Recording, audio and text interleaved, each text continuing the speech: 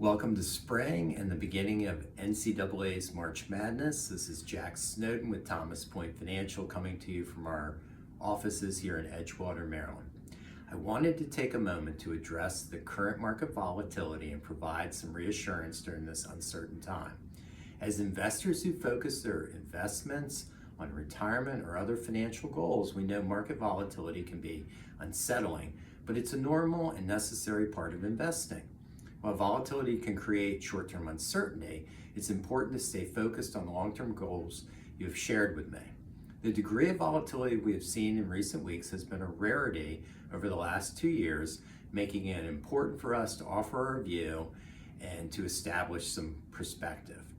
Notably, the S&P index has been down 5 of the last 6 weeks.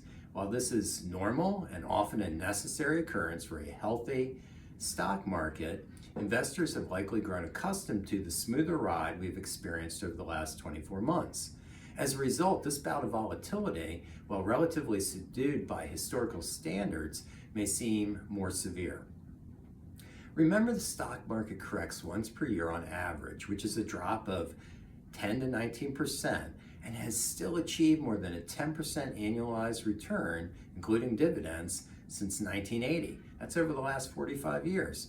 I mentioned this possibility in my January 2025 video when I shared that a yearly 10% or more decline or correction to stock prices is completely normal, even when we may see a positive full-year bull market. We entered correction territory on Thursday, March 13th, as measured by the S&P index.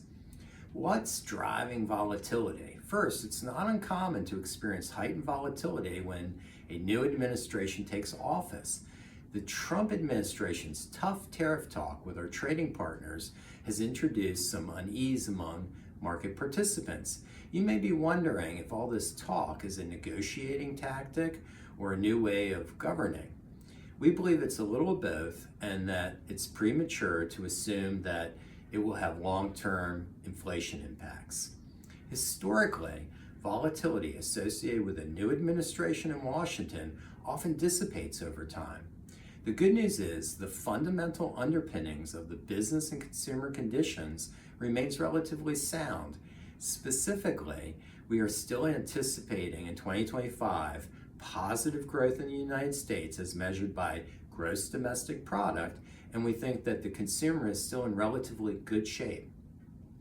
Please know we are here to support you and will continue to offer informed strategies we believe are in your best interest and your best financial well-being.